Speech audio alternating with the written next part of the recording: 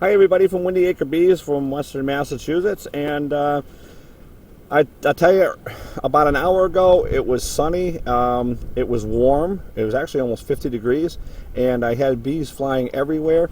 You can see some of our girls are just coming back from wherever they were, taking some cleansing flights, I'm assuming. This is our Flynn colony, and they're busy here up on top of their cluster, and they're doing really well. Our other colonies are doing good, except for our two dead outs, obviously. And so that's what we're into today. Is if you're wondering why your bees died, sometimes you don't have to send your frames out to a biologist or your bee association. There are some things that you can do to tell yourself or get a good idea yourself why you had a dead out. Now, if you have a dead out, don't be discouraged. It happens to every beekeeper every winter, especially in the northern part of the country. We are going to have dead outs. There is just nothing we can do to stop that. It's nature. So what we want to try to do is we want to learn from these dead outs and press on towards that mark of a 100% success rate for all of our colonies for every winter. Although, maybe somebody might have a 100% success rate during the winter. I have never met one, so I've never heard of one either. So if someone claims that that's the case with their colonies, I'd be a little bit wondering, if that was the fact or not. But so let's move on to checking out your colonies. Do it yourself first, and I'll show you what to do. The first thing is this is our bottom box of our dead out for this winter, and that is our top box down there, which is just full of stores. So food is not an issue, okay? Rule that out as number one. Did they have enough food? Did they not? They should have been coming into spring with 2 or 3 frames left of nectar stored inside of there. So the next thing is check your candy boards. Did you have a candy board on top like we do? What did they do to it? Were they starting to eat it? And so we're going to look at that. And yes, the cluster, you can tell the direction the cluster was in. The entrance is right here in the front, and that is where your cluster was. It wasn't back here. It wasn't over here anywhere. This was where your cluster was when the candy board was put on. So start with your top box over here. Check your honey stores. If that's good, then grab the bees above where the cluster was, and you'll see I already pulled a couple frames out and took some bees out of there, so there's not as many here. But this is where the bees were when they all died. So take those bees, put them in a glass jar, hang on to them, save them. Next step is in your bottom brood box. Before you get to the screen board, we're going to put this here so it doesn't blow away. Pull your frames out.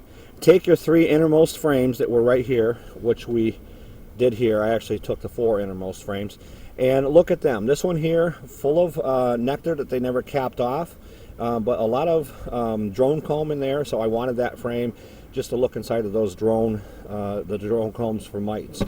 And the other ones, pull out and hang on to them. Bring them inside with you. The next thing you want to do is, in the bottom of your box, take all these bees out of here, put them in the same glass jars you did the other ones. And the reason for that is we're going to want to take these bees, and a handful of them, look underneath with a magnifying glass, along with the bees that we took out of here. And inside of here, we want to take a magnifying glass when we get these bees out and put them out on a white paper towel or something, and we want to look at each individual bee. Just take a needle or something and fold up the flaps of their abdomen and look and see if you see mites there. If you don't want to go through that hassle, then what you're going to do is take these bees out and do an alcohol wash with them. Fill up a small pint jar, half full of alcohol, dump all these bees in there, and close the cap off. Shake them up really, really good for a good solid minute. Shake the crap out of them, and then what you're going to do is pour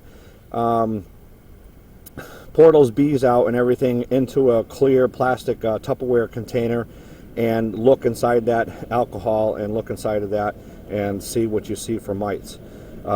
If you have mites, if you have just right here, these bees here, I would guess right just with these bees is probably about 200 bees right here. So if you have 5, 10, 15 mites, in those 200 bees, then you know that you had a serious mite problem, and that was probably led to the cause of them perishing during the wintertime.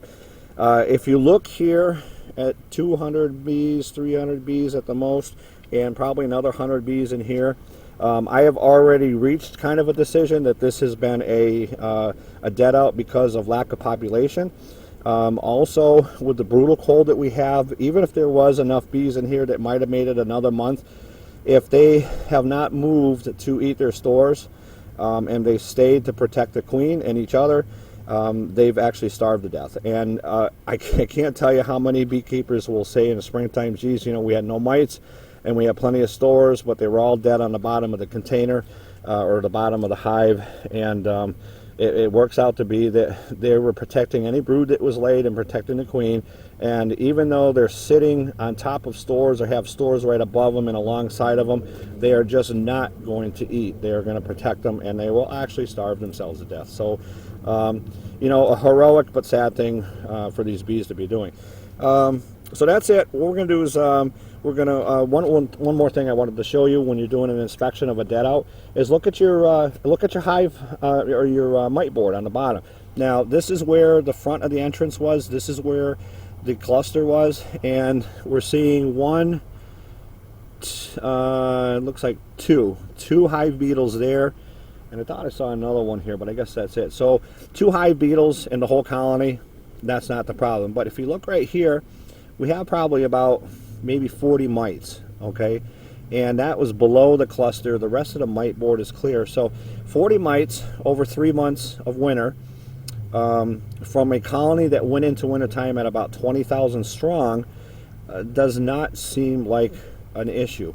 But again, we're going to go through the bees individually, look for deformed wings, any other deformity on the bees, and then we're going to we'll count out these mites and see what else may be going on or may not be going on in the colony. So mites do not look like to be an issue. You are going to have, you know, a bunch of mite like this in your screen boards or in your mite boards, you know, in the wintertime coming out of winter. But outside of that, the rest of our colonies are doing really good, and they look like they are going to make it pretty well right through the rest of the winter we have here, which is about another month or less. So everybody, have a good rest of your work week. We're going to just stop this right now, and we're going to pick up on this a little bit later.